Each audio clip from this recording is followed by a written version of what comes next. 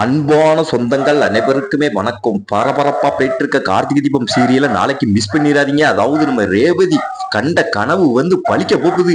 நம்ம சாமுண்டீஸ்வரி வந்து நம்ம கார்த்திகை துப்பாக்கியால சுட போக்குறாங்க. அதுதான் நடக்க போகுது. அதுதான் ஒரு குட்டி பிரமா பார்க்க போறோம். அதுக்கு முன்னால உங்கள் சீரியல் சேனலுக்கு வந்து லைக் பண்ணுங்க, சப்ஸ்கிரைப் பண்ணுங்க. அதாவது பாத்தீங்கன்னா கோயில் இடத்த தோண்டையில வந்து அதுல வந்து ஒரு புதையல் கிடைச்சிருக்கு. அந்த புதையல வந்து நம்ம சாமுண்டீஸ்வரி வந்து எடுத்து வீட்டுக்கு கொண்டு வராங்க.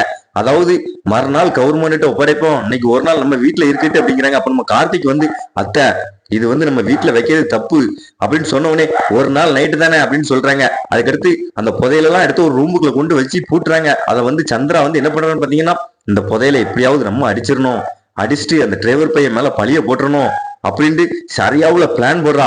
அதுக்காண்டி கேமராவை எல்லாம் யாருக்கும் தெரியாம ஆஃப் பண்ணி வச்சுட்டு அந்த புதையில ஃபுல்லா எடுத்து சிவனாயிட்ட கொடுத்துட்டு, அதாவது பாத்தீங்கன்னா மறுநாள் அந்த புதையில காங்கலனோனே சாமுண்டீஸ்வரி வந்து என்ன புதையில காங்கல அப்படிங்கிறாங்க. அக்கா எனக்கு அந்த டிரைவர் பையன் மேலதான் சந்தேகமா இருக்கு. அதாவது அவன் தான் இந்த புதையில இங்க வைக்க கூடாது அப்படின்னு சொன்னான் வீட்டுல. அதாவது அவன் தான் எடுத்து எங்கேயோ மறைச்சு வச்சிருக்கணும் அப்படின்னு சொன்னோடனே நம்ம சாமுண்டீஸ்வரி வந்து கோபத்துல என்ன பண்றாங்கன்னு பாத்தீங்கன்னா நம்ம கார்த்திகை வந்து துப்பாக்கி வச்சு சுட்டுட்டாங்க. அதாவது நீ தாண்டா புதையில எடுத்துருக்கணும் அப்படின்னு நம்ம ரேவதி கண்ட கனவு வந்து பழிச்சிட்டுங்க. அதாவது நம்ம கார்த்திக் உயிருக்கு போராடுறாரு. பரபரப்பா போயிட்டு எபிசோட வந்து மிஸ் பண்ணிடுறாங்க. மறக்காம நம்ம சேனலுக்கு வந்து லைக் பண்ணுங்க, சப்ஸ்கிரைப் பண்ணுங்க.